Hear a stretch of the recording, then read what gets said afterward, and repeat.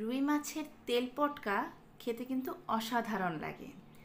আর সাথে যদি থাকে ডালের বড়ি, তাহলে তো কথাই নেই। প্রিয় ভিউয়ার্স, আজকে আমি আপনাদের জন্য নিয়ে এসেছি রুই মাছের তেল পটকার রেসিপি, আর সাথে থাকবে ডালের বড়ি। তো চলুন রেসিপিটি শুরু করে দিই। রুই মাছের তেল পটকা বানানোর জন্য প্রথমে আমার লাগবে রুই মাছ। আমি বড় সাইজের একটা রুই মাছ কেটে পরিষ্কার করে ধুয়ে নিয়েছি। এখন এই রুই মাছে আমি দিয়ে দেব স্বাদ মতো লবণ। লবণের সাথে আমি দিয়ে দেব হাফ চা চামচ হলুদ গুঁড়ো, এবং লবণ আর হলুদ দিয়ে মাছটাকে আমি খুব ভালো করে মেখে নিচ্ছি। মাছটাকে কিন্তু খুব ভালো করে মেখে নিতে হবে, তাতে করে কিন্তু লবণ আর হলুদটা মাছের ভিতর খুব ভালোভাবে ঢুকে যাবে। মাছটা রান্না করলে পরে খেতে ভালো লাগবে। আমার এই রেসিপিগুলো যদি আপনাদের ভালো লেগে থাকে, তাহলে আমার চ্যানেলটা সাবস্ক্রাইব করে পাশে থাকা বেল আইকনটা বাজিয়ে দেবেন। আমি আমার চ্যানেলে যখনই নতুন কোনো রেসিপি আপলোড করব, আপনি কিন্তু সবার আগে নোটিফিকেশন পেয়ে যাবেন। দেখুন, লবণ আর হলুদ দিয়ে মাছগুলোকে আমি খুব ভালো করে মেখে নিয়েছি। এদিকে কড়াইতে আমি দিয়ে দেব সাদা তেল। যেহেতু তেল পটকা রান্না করব, সেহেতু তেলটা একটু বেশি দিতে হবে, তাহলে তরকারিটা খেতে ভালো লাগবে। আমি এখানে 1 কাপের মতো তেল দিয়েছি। এই তেলেই আমি মাছটা ভাজি করব এবং এই তেলেই আমি মাছটা রান্না করে ফেলবো। সেই অনুপাতে আমি একবারে তেল দিয়ে দিয়েছি। এই তেলটাকে খুব ভালো করে গরম করে আমি মাছগুলোকে দিয়ে দিলাম, দিয়ে হালকা একটু ভেজে নেব। রুই মাছের তেল পটকায় কিন্তু মাছটাকে একটু ভেজে রান্না করতে হয়, তাহলে মাছের তরকারিটা খেতে ভীষণ ভালো লাগে। আর মাছটাকে আমি নর্মাল যেরকমভাবে মাছ ভাজি সেরকমভাবে ভাজবো না, তার চেয়ে একটু কম করে ভাজবো, কারণ খুব বেশি ভাজলে কিন্তু এটা খেতে ভালো লাগবে না। হালকা আপনারা সোনালি কালার করে একটু ভেজে নেবেন।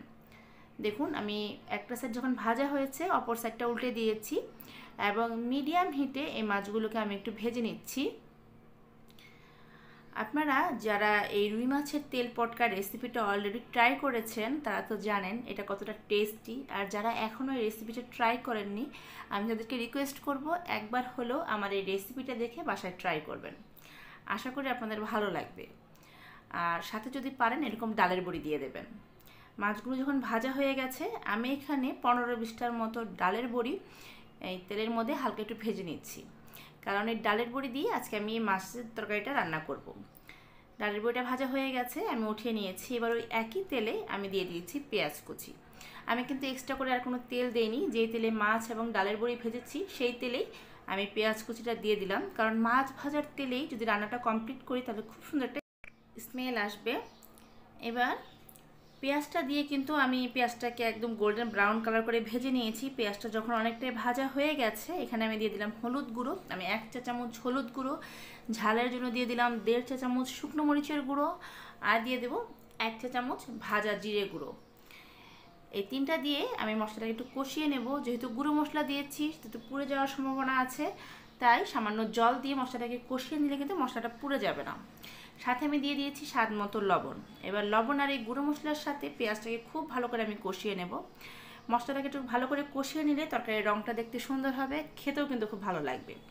যখন দেখবেন মশলা ভালোভাবে কষানো হয়ে গেছে, তেল উপরে ভেসে উঠেছে, তখন ভেজে রাখা ডালের বড়ি আর মাছগুলো আমি দিয়ে দিলাম। ডালের বড়ি আর মাছ দেওয়ার সাথে সাথেই আমি এখানে রুই মাছের যে তেল পটকা আছে বা ডিম আছে, যেগুলো আমি অলরেডি ভেজে রেখেছিলাম, সেই তেল পটকাগুলোও কিন্তু আমি মাছের সাথে দিয়ে দিয়েছি।